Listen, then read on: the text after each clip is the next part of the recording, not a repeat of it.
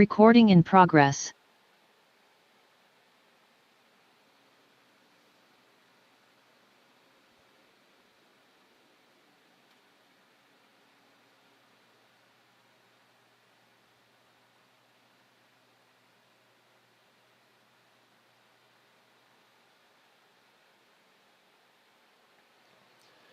All right, good morning, everybody.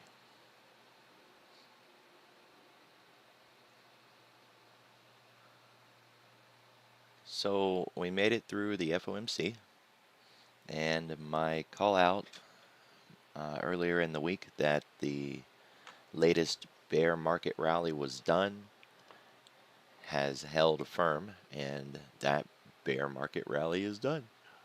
It wasn't a bad run either, from October 14 to Halloween, a good 2 week run. So the other day we were talking about China. There was a little bit of a rumor that they were going to back away from the zero tolerance on the COVID. That was proven to be just a rumor. And so all the buoy that came with that, all the extra allocation of capital that was flooding into China over that is likely to be pulled back again. China is still ordering its state banks to purchase stocks, so you're still going to have those flows, but those are nothing compared to the exuberance that we saw when investors believed that China was going to back away from that COVID zero policy. And in fact, there's what they call iPhone City over there in China. It's this community around a massive iPhone plant, and that community is experiencing lockdowns right now, which would directly affect Apple.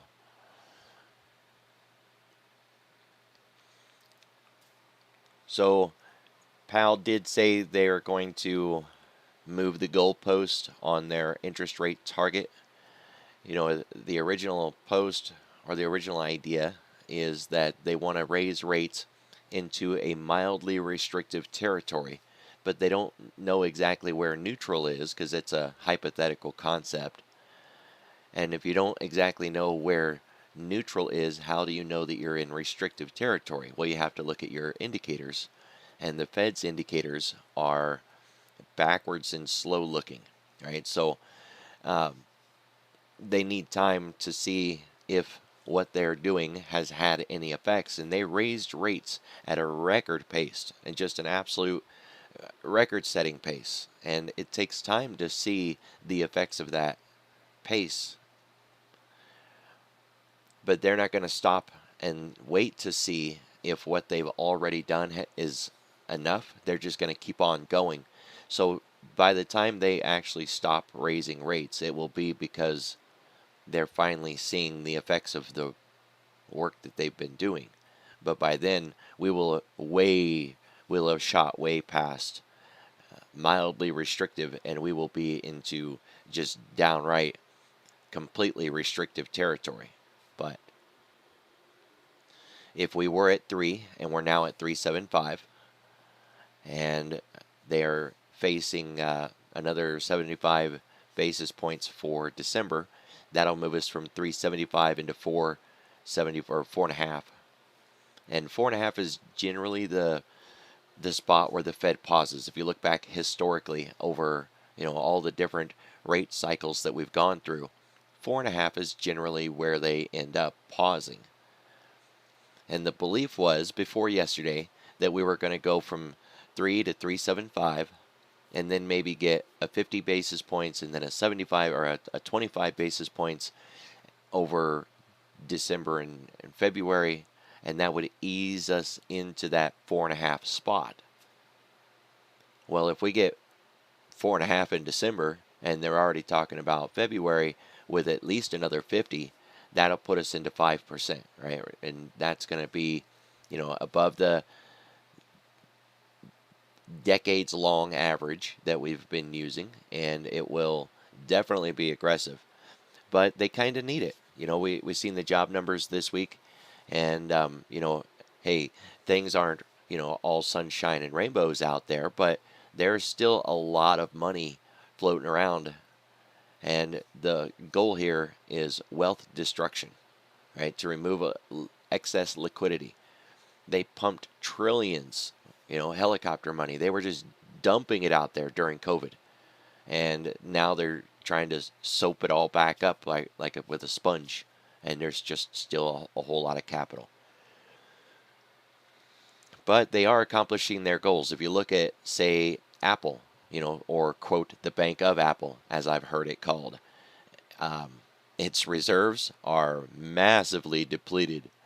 Take a look at something like Facebook, YouTube, or Netflix, PayPal, Roku. I mean, they've certainly, destroyed a lot of wealth. Today, we do have the Bank of England rate decision, so definitely be watching your Forex pairs. Then we've got a presser by Andrew Bailey. He'll be out chipping his teeth. We get more jobs data. We have September factory orders, durable goods, ISM services, and then earnings today, Starbucks, Datadog, Warner Brothers, PayPal, which ought to be a fun one. So slower pace, but a higher destination is the new narrative, right? And it's worth giving the analysts a few days to kind of chew this over. Let the nerds kick it around, right? And come out with something well written and well articulated. Plus, they're going to come out with the FOMC minutes, right, in like another week. And the minutes will provide a lot more information, and analysts can chew over that. So, just give it a little time.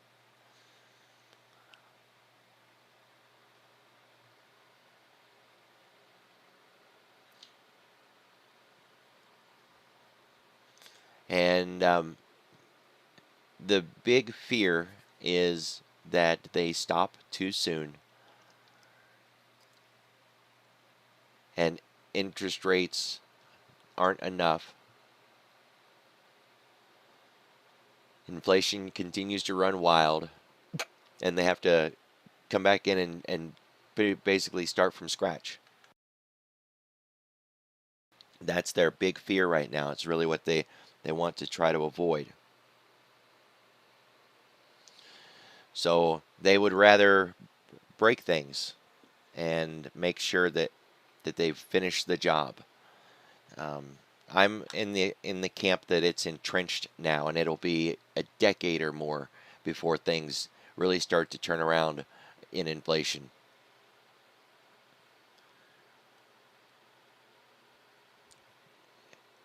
Energy is going to be a good play as we come into the later part of this year. The focus on energy is that the White House has done its absolute best to keep pump prices down. And when the midterms are over, they won't need to use all of their political capital to accomplish that. They'll give up on it, basically.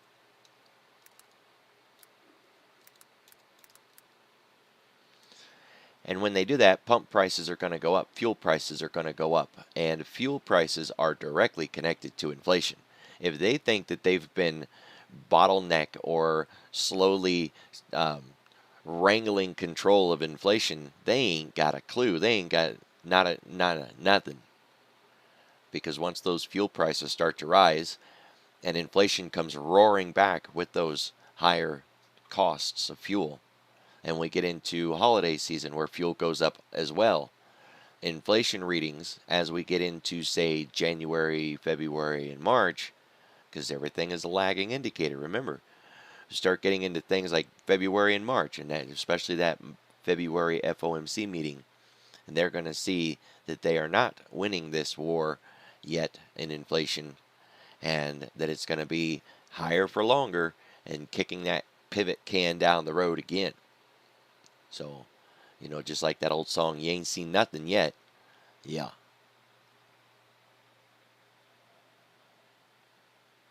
So a lot of ECB speakers today, as we can see.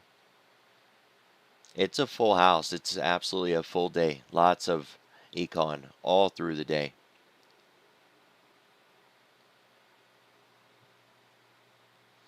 I had a couple people asking why the market buoyed so strongly at 2 o'clock when the release came out and then went down so hard after Powell started talking. And you have to remember that it is a committee, right? It's not just him by himself. And the language that is in that document had some dovish spots in there because there are people on the committee ready for a pivot or ready for a pause who are concerned about their lack of ability to see the effects of what they've already accomplished. And those dovish statements that were written into that statement kind of cause the algos to trade it, right? Because the algos just trade what they're programmed to trade, certain keywords and phrases and sentences. But once Powell came out and started talking, well, then, you know, he hammered down on one side of that at first. He should have just done a Jackson Hole, I think, and dropped the mic and walked away. Doesn't matter what I think.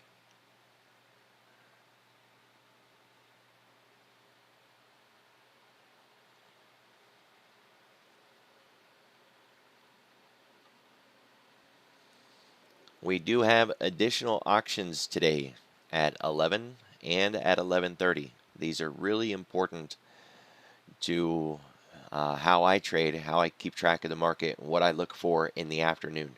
0-day plays and, you know, opportunities to trade. So definitely keep track of these additional auctions. It'll be the IRX, the front end of the curve, 3-month and 6-month. They even got the 4-week in there. It'll be job numbers this morning, or more job numbers, and then a few others that kind of pertain to. They are important, but they're not going to be as important as everything else is going on today, right? The ISM and factory orders, you know, they have context and they have value, but I just don't see that they're going to be able to step above the narrative of what's going on.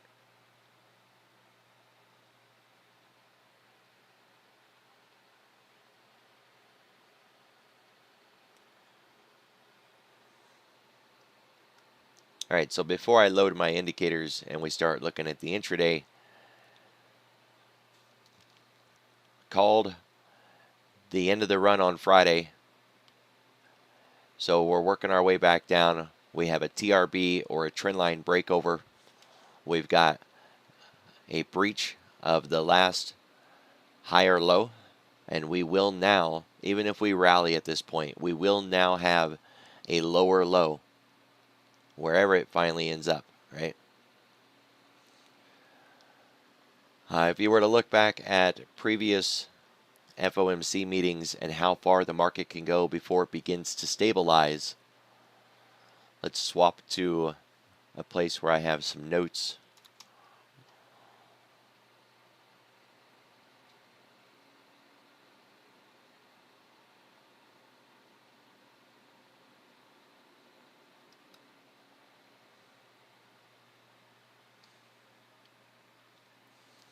So I'm sure everybody remembers Jackson Hole, and then the sell-off from that continued to move to the downside until we had an FOMC announcement, at which point we sold off even more.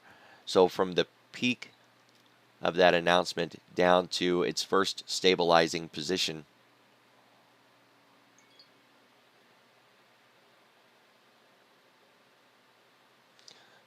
more than 6.5% drop before it began to stabilize a little bit. And that wasn't the final destination, right? We continued to go lower from there even more to eventually more than 8% before it stopped.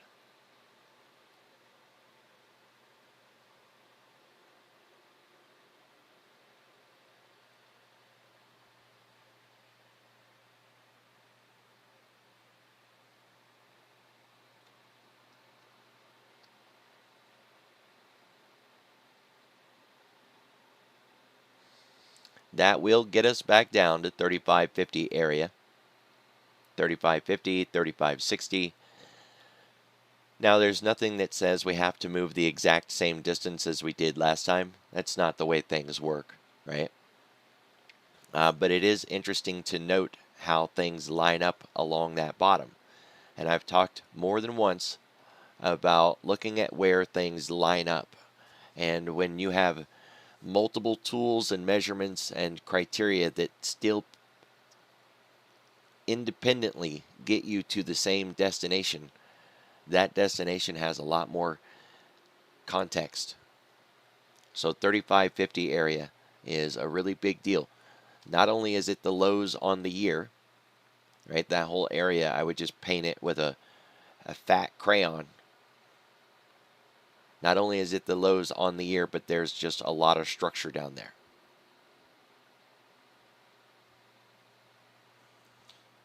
The mild uptrend that we had, the bear market rally, was not supposed to, get up into high territory, and it hasn't. So everything's proceeding as planned.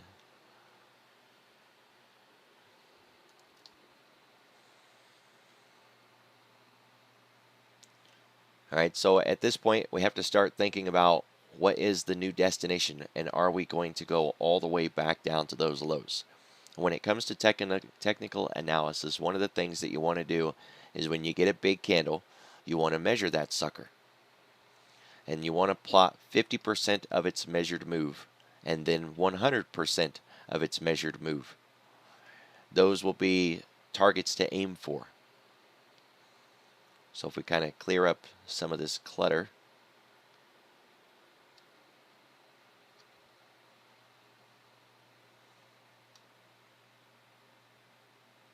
just pause there for a second so you guys can take your screenshots. If we get any kind of lift to the upside, we need to stay below 38.33. That's kind of a line in the sand for any upside pullback. Markets don't move in a straight line, right? They need to pull back. Just like back here when we had that really hard, deep drop, we still pulled back before we continued to fall more. So any pullback should not get beyond that, 38.33. I would be surprised if we pull back into 37.60, honestly, but, crazier things have happened. At 36.86, it'll be an area where we'll expect a little bit of consolidation, right? When expect a bit of a pause there. And then 36.11, right around in that area, is a cog line, and that would be another area where we would expect to pause or consolidate.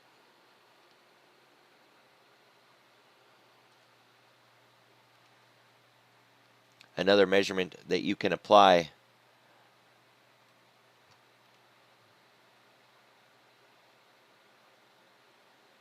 would be to use that quant tool from the lowest on the year up to this last leg. There's a 50% mark. Right at the cog line, really, 37.11 is the cog, and this is at 37.13. That's well within our range today. We should very easily be able to hit that.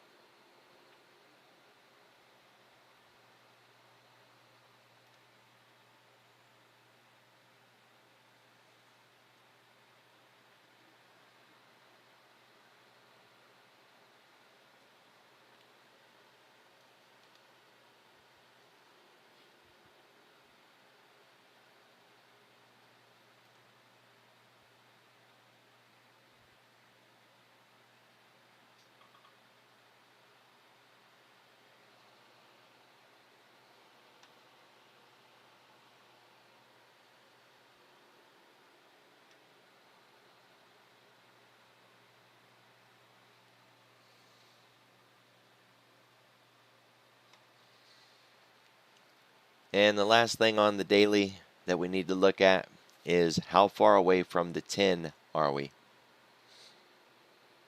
So we're moving to the downside, obviously.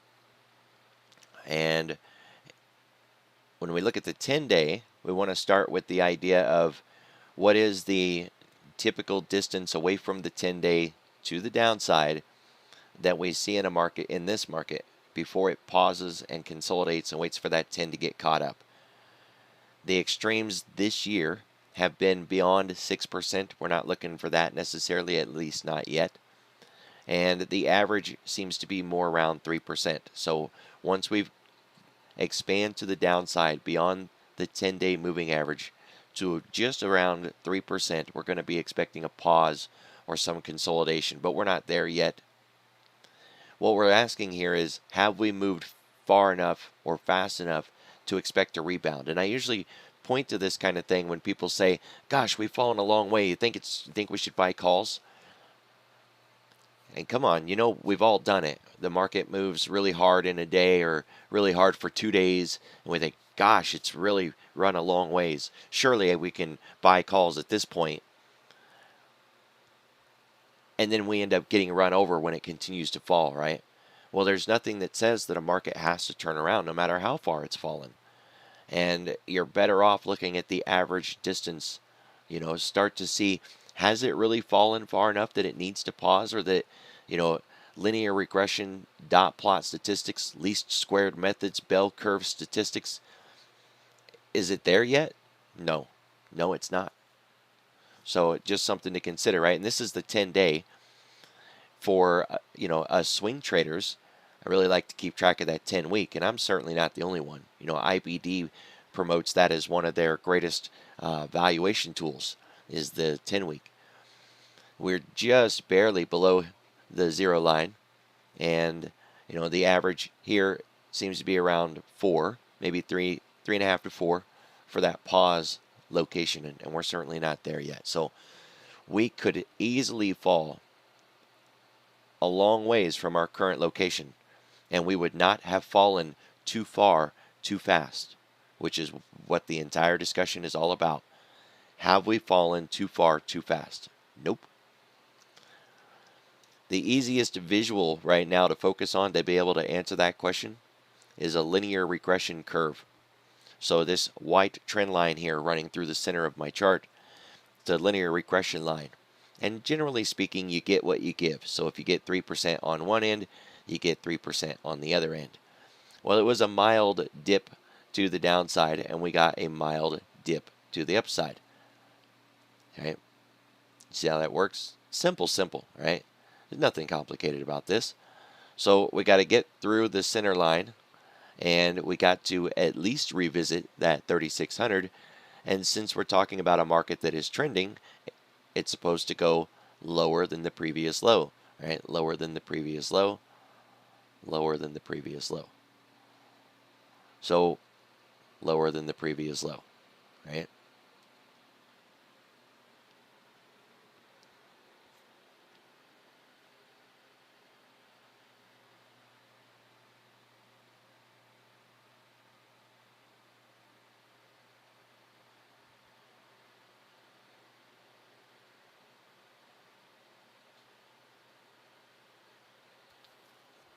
All right, so volume this morning. We'll start with that. This is one of the most simplest indicators we ever could use. If it's below 100, then we kind of consider the market is on pause and waiting for something, and we probably want to know what that something is.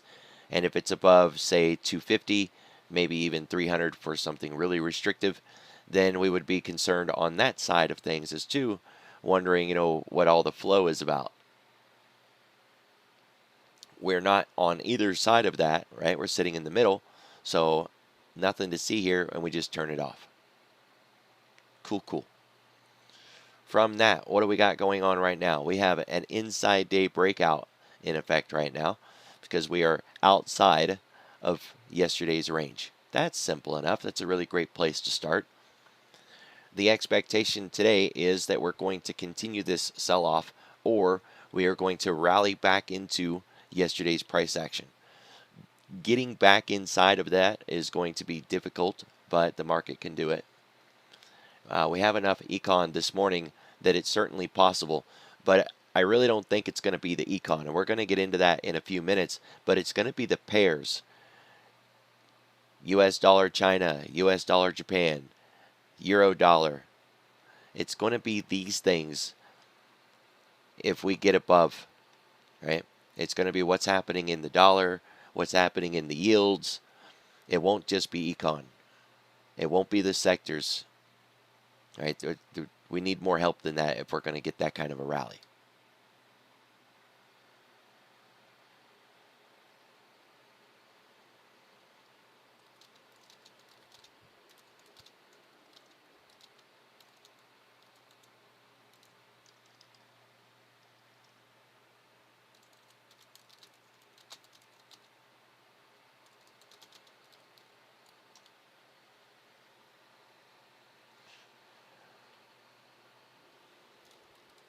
Sorry, I caught a bit of news. I was just seeing if it's going to fit into the narrative of what we're talking about.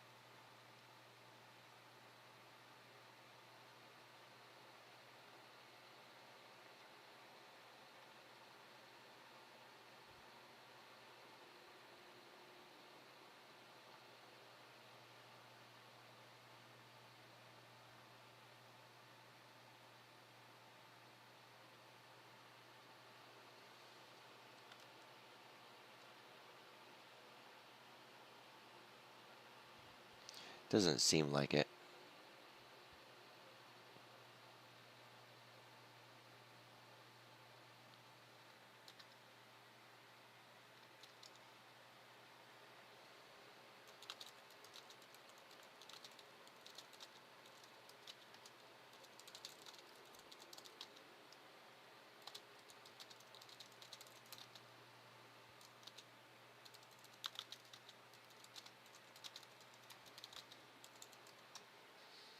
All right.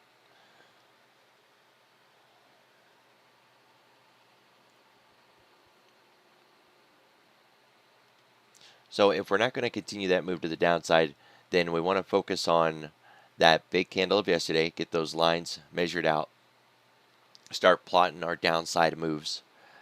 It's worth noting that the initial balance last night was really narrow. The initial balance is a 1 hour open range, so you start at 6 and you end at 7, and you look at how far the market has run. A very narrow open range implies that there's still a lot of work to do. And then we had a substantial move through the kill zone. The kill zone is the time frame between 2 and 4 in the morning. It took a little longer than 4, but we finally got there. Nice expansion.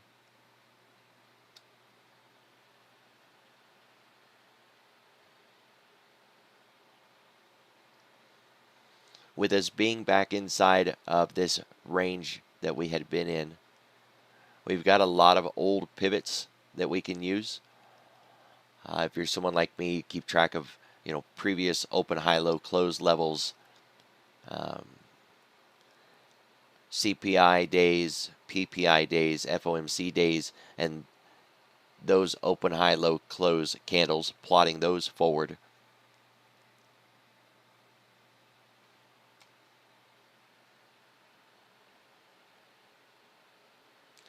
Day 30-minute volume profile, we were across the top. And when we were up there, said, okay, when we're at the top, we go down. When we're at the bottom, we go up. We're working our way back down. We are through the point of control. We are in this very large air pocket of risk. That is absolutely dangerous. And none of these pivot points from back here have any volume to them. So if you look at, say, Friday's low, which has been a benchmark that we used all week this week, right? Friday's candle was the boss. We are outside of that now. That's what we call, a controlling bar, and it's no longer in control, right? We're finally out of that zone. But of note, there was nothing there, no pivot of value. We bounced on some lower time frame stuff. This is a 30-minute 10-day, so we bounced on some lower time frame stuff, but the 3750 area was already a major pivot point. So there was that too. As you can see, there's nothing down here for assistance, nothing to really help us out. It is an absolute air pocket of risk. Price can move through zones like that very fast. We do have a VPOC.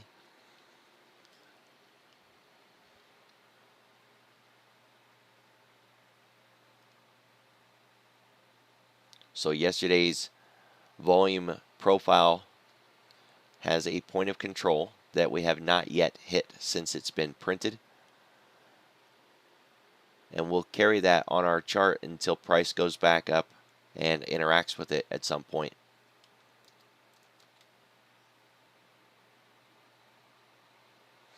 We do have one of those to the downside, by the way, but it's not close enough yet for us to need to have a discussion about it.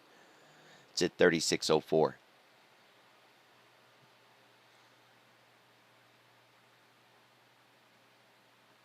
It's worth noting this morning that there's no market maker move.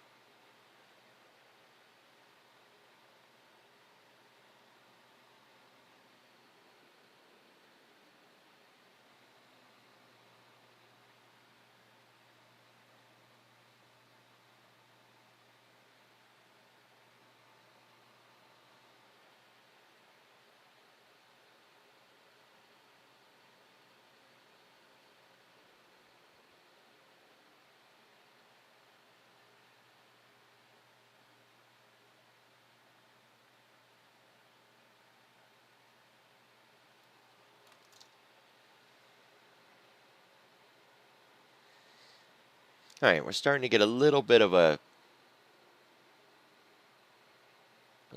turn here. It's not backwardation yet because it's all the way out to next year. 2 years. So I wouldn't worry about that print yet. Everything is still solidly pointing to the upside. There's January 2025 right there where it peaks out. So yeah, I wouldn't be too concerned on that yet.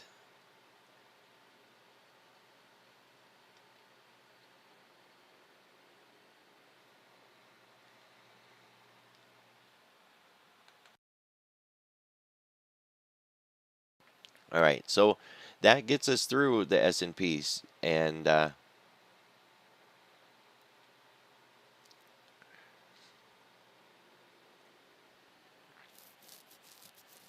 sell-off in gold is kind of appropriate. We expected it. We get an elevated run in gold before the FOMC, and then it dumps back out afterwards. It's what I've heard anyways. I have never done any research on that, but you know, people way smarter than me has certainly pointed it out a number of times. Bitcoin, I'm still sticking to my call that it's going to get cut in half. You know, 10,000 is the target.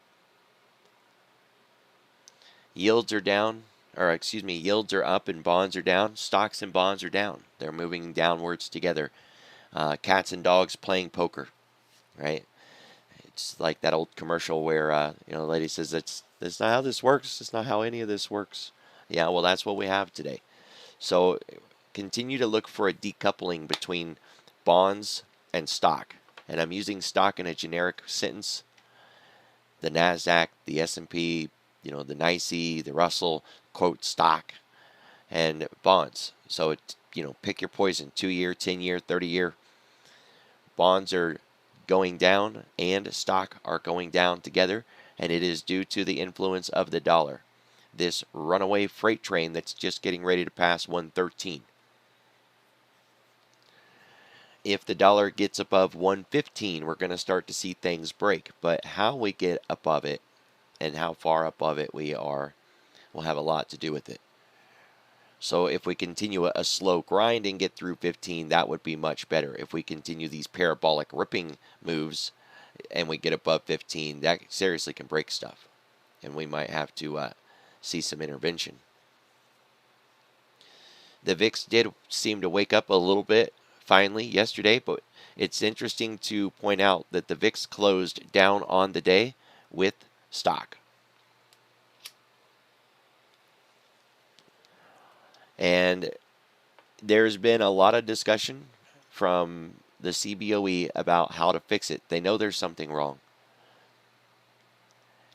And they have a really good idea of why it's wrong, but they're also trying to shuffle the deck a little bit and pass the buck, and they're just asking people to wait. But a large part of it has to do with the SPX having 5 expirations in a week now, and more than 50% of the SPX's volume is now in the front. Well, VIX is a volume gauge in its most simplest form. It's looking at 30-day options in the SPX. Well, if nobody's trading 30-day options in the SPX, then the volatility gauge, the VIX, doesn't have anything to read. And that means it's not moving. It's not working. It wouldn't be the first time that they've changed the formula for the VIX. One thing that I could recommend is to use the old formula until they get this fixed. It's not a perfect solution by any means. It looks at the S&P 100 instead of the S&P 500, and I think that the expiration that it looks at is at a different location, but don't quote me on that. The number of contracts used at that location is certainly different. I do know that.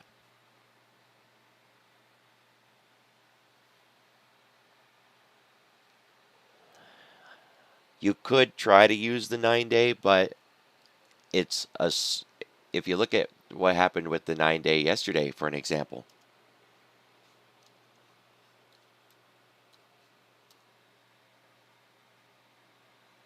closed down on the day. So does that help? No, not even a little bit. That looks like SPY or Apple or Facebook. It went down yesterday. That's not helpful. I like to use the VIX futures. I've been a huge fan of using the VIX futures for a long time now. They're by no means perfect, right? You know what I mean? Like they're not much better, but at least they were responding in their appropriate direction. So that's been my go-to. I know it's not great, guys, and I don't know. I was talking with somebody yesterday, and I've been reading a lot of articles and spending a lot of time on this, and I don't know why, because it's not like they asked me for my opinion, right? But they do know about it. I shared a link, by the way, yesterday for a really nice article that was written about this. And you can definitely always go to the CBOE and you can focus on their articles as well. So I'll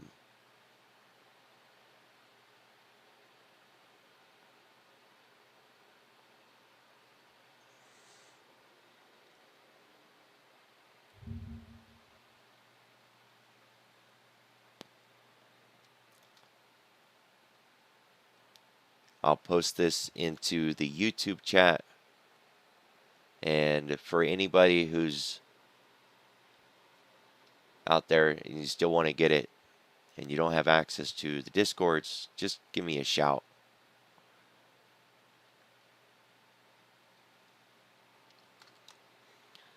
Or you can go hunting for it.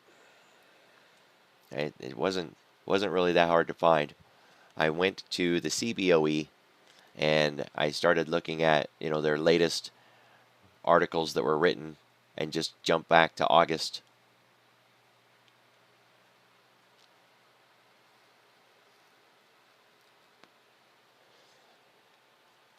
So they are working on it.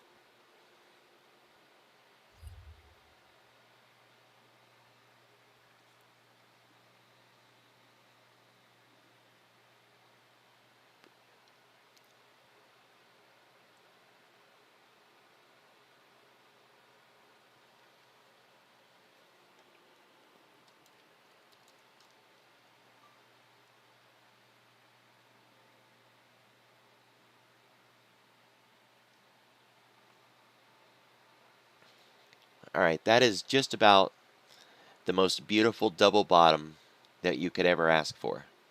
All right, I'm sure it gets better, but that's like worthy of a pinup poster. is purty. 2-bar reversal or tweezer bottom. Nice rollover. 2-bar reversal or tweezer bottom. Dipping lower than the previous low. Not by too far, quote, quote, too far. And a rebound reversal all the way back up. Or at least so far, right? When we start getting above 114, alarm bells should be going off. When we get above 115, buckle up, baby, because it's about to get rough. But how fast we go through those zones are going to be important to it, right? We're talking rate of change. And if you are new to the trading world, ROC is so much a part of everything that you use. Moving averages, MACDs, stochastics, RSIs, really doesn't matter. Right? Rate of change is in everything, and it's very old. So many tools that we use now are built off of that logic, and it's a common, simple logic, and that's what makes it so good, right? If it's really complex, it doesn't work because people don't want complex. Thinkorswim doesn't necessarily have a rate of change indicator. Not what you would see on, say, stock charts, but, you know,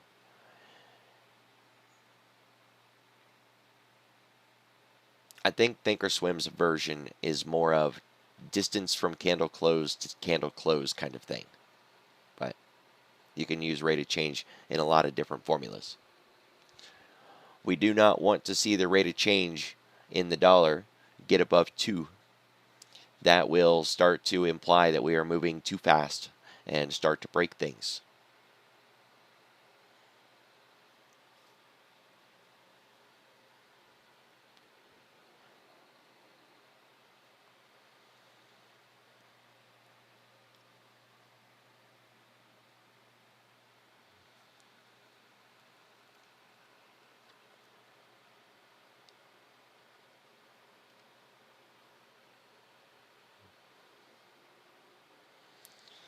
TRB, trendline breakover.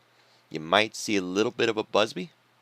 All right, so we might pull back and test it before continuing. This is very similar to the S&P in the idea, like the SPX, it doesn't have stock. You can't own stock in the SPX, right? You can't own stock in dollar. So we can't go in and like look at volume per se in this thing. Doesn't work that way. But you could use something like UUP. This does have tradable object that you can get into. And if you want stock, you can get stock, which means there is volume to it and there are metrics to it, right? We got volume averages and relative volume and volume profiles and all of that good stuff. I don't like to trade UUP. When I trade this thing in options, I get assigned all the time. So when I trade the dollar, I use the Smalls exchange through Tasty. As you can see, this is a gappy bugger. There are gaps all over the place. But for charting purposes, you know, being able to use those additional tools, you know, hey, it's better than not having those tools, right?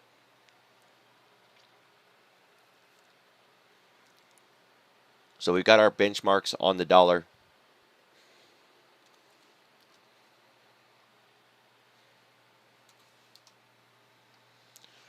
Yesterday, the 10-year yields dropped down and then kind of did that flip on us there at the last minute, kind of turned things around and headed back up. We are in a significant IX10 pattern.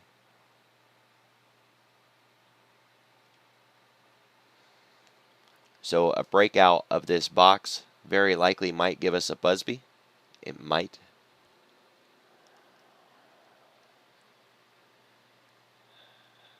We've been here long enough to build compression in this IX10.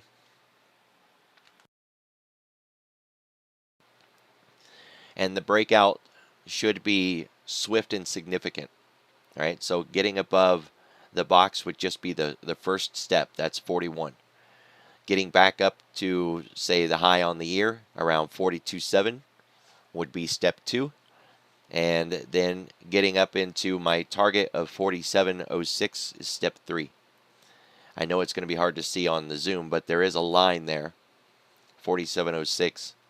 I keep it dulled out so it doesn't get bright and distracting to me, right? But it is there.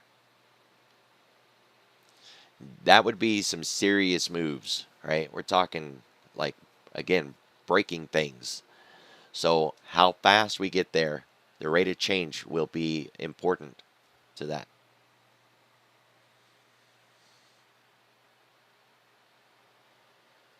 So you have some metrics to look at through the day today. Is the dollar continuing to go up? Are yields continuing to go up? Is stocks and bonds both continuing to fall, or have they decoupled? And when they do decouple, is one side turning around and going in the other direction, or did one side just quit falling? That will be very important, right? The VIX, fine, yeah, okay, a little bit. The VIX might be helpful a little, but I wouldn't put a whole lot of trust in the VIX. Not at this point, right? I think we've demonstrated enough that it's just not helpful. So the dollar, the yields, the decoupling of stocks and bonds, keep track of those 3 key tools today. I mentioned those 3 because if you're going to be watching things like advance versus decline, that's a tool that doesn't always work very well, especially since the monsters of tech have grown so big, right?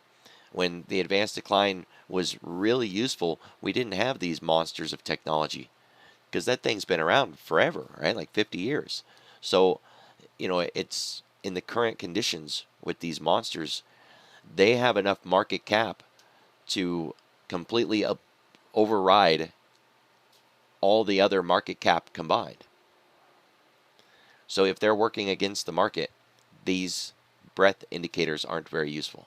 If they're running with the market, then yeah, hey, great, they're fine. So I'm not going to say don't look at them, just, use the other 3 tools that I already named with these to have a clearer picture of what's going on, right? And then the NY Fang, literally NY Fang, that's the symbol you type in, that will represent the monsters of tech. But it's not tech itself, right? It's not the XLK.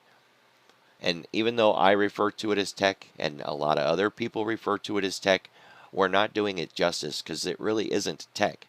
It's only 10 names, and it's the monsters, it's the mega cap names. So probably want to keep your eye on the actual tech sector, XLK. And it's, for me, I watch the FANGs and I watch tech, but I watch the FANGs and then I watch regional banking. XLF is useful. XLF is the financial sector. But this is regional banks, and I find that more insightful, more responsive to analysis.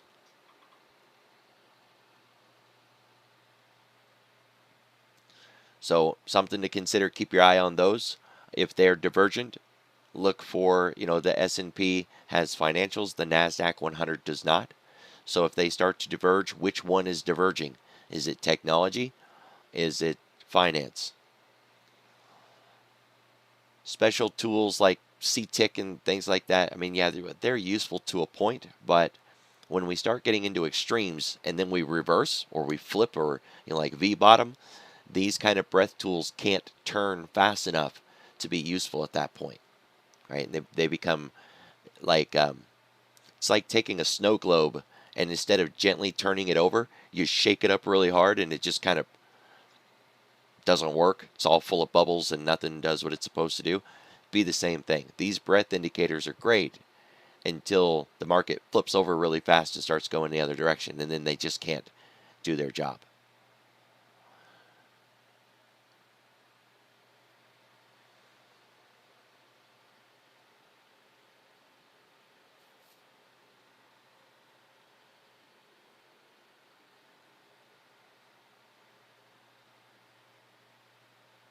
It's not going to be a surprise to anybody this morning when I say that we're down across the board. Thanks, Captain Obvious. Yep. Between the China rumor getting disbanded or, disproven to, these yields. Oh, I didn't hit that. Let's go back out here. US dollar Japan. If this pair goes down, it is going to help the market, right? So if you see US dollar Japan going down, you want to see the dollar also going down.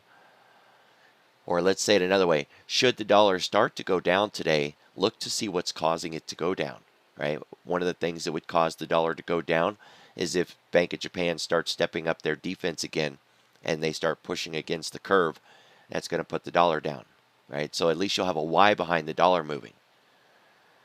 Same thing with China. If this starts going down, that's going to put pressure on the dollar. So you start seeing that dollar go down, start looking around. Wait, what's going on? Who's moving what? A breakout here is going to be bad for our market, right? If you see a breakout in this, we're very likely going to see a very strong, very elevated dollar. And that very likely will be a significant gut punch to the market.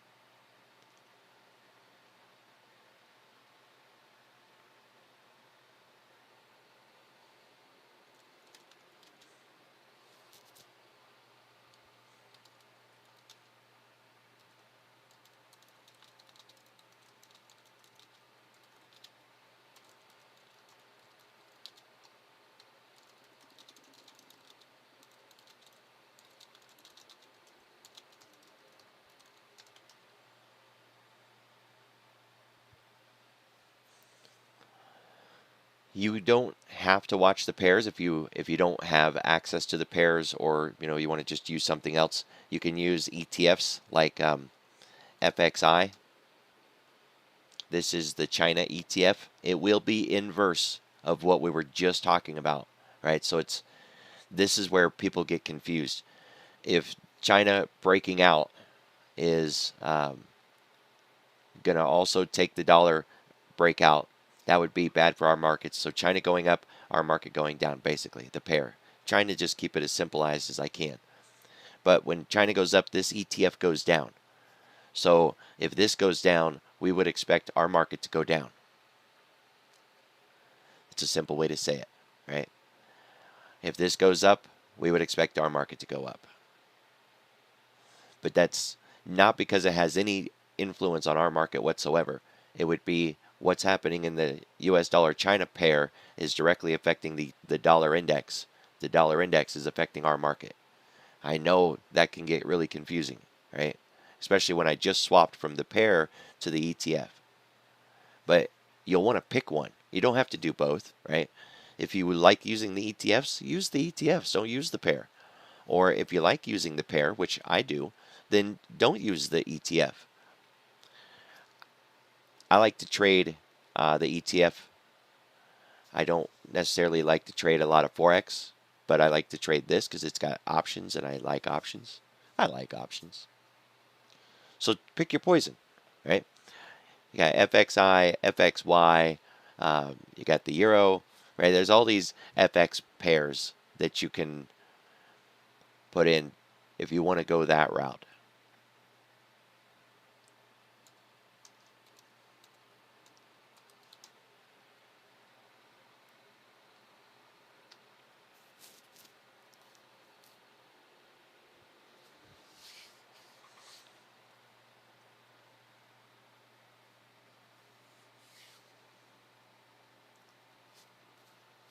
So yeah, let's just keep it with US. Let's keep it with Japan and China. Those two are enough, more than enough. All right, so that way you'll have some context behind the move in the dollar. And it will hopefully, the idea is to have some conviction, right? We're going to put money in the market. We can size up, get bigger when we have more conviction in the move. when we just see the dollar moving and we don't have a why behind it, it makes it hard to want to trust it and put any real capital to work. So keep track of those two pair groups, US dollar Japan, US dollar China.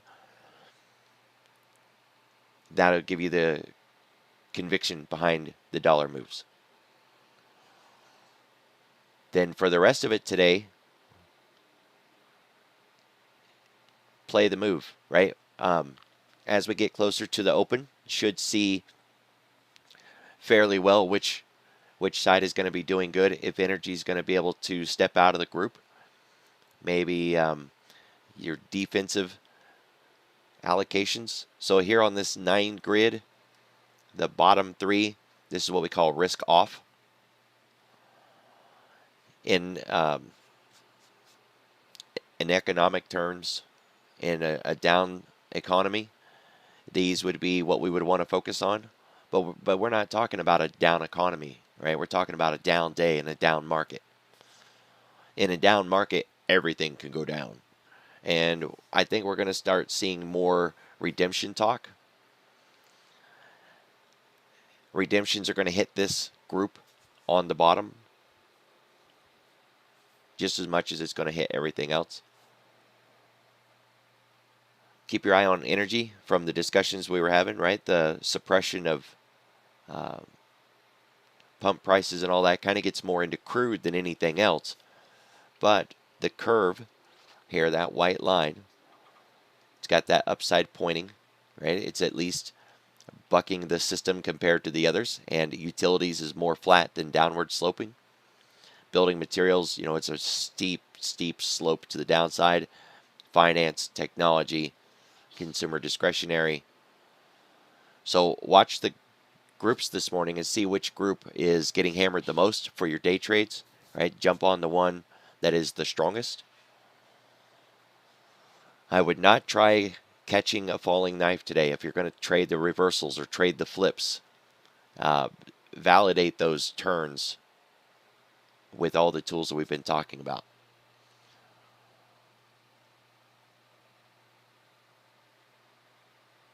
Everybody be careful, be safe, have a good day. I will see you all tomorrow.